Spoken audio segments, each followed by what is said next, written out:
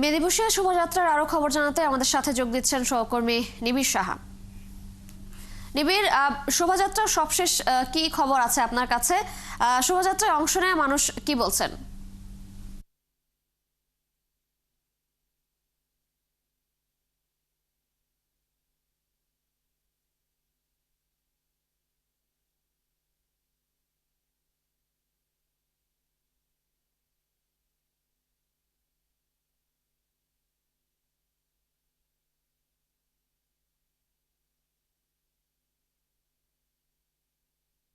বিভিন্ন রাজধানীর বিভিন্ন পয়েন্ট থেকে বিভিন্ন শোভাযাত্রা এবং র্যালি সেগুলো কিন্তু এসে মিলিত হয়েছে এই আগারগাঁওয়ের চিনমৈত্রী সম্মেলন কেন্দ্রে এবং এখানে সকাল 9টায় অর্থাৎ আর কিছুক্ষণ পরেই কিন্তু একটি অনুষ্ঠান শুরু হওয়ার কথা রয়েছে, যেখানে থাকবেন প্রধান উপদেষ্টা ডক্টর মোহাম্মদ ইউনূস।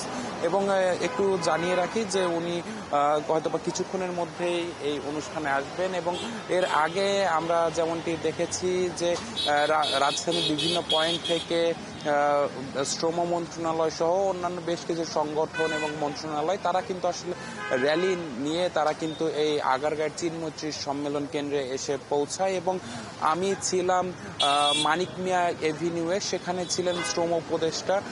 তিনি কিন্তু সাংবাদিকদের সাথে কথা বলেছেন এবং তিনি কিন্তু যে বার্তাটি দিয়েছেন যে যতদিন পর্যন্ত না দেশের মালিক শ্রমিক এক হবে সে ততদিন কিন্তু আসলে এই যে দেশ কিন্তু সামনে আগানো কঠিন, তিনি কিন্তু এমনটি জানিয়েছেন। এবং তিনি কিন্তু অন্তর্বর্তীকালীন সরকারের বিভিন্ন পদক্ষেপের কথা তুলে ধরেছেন। তিনি বলেছেন যে এই সরকারের অন্যতম প্রধান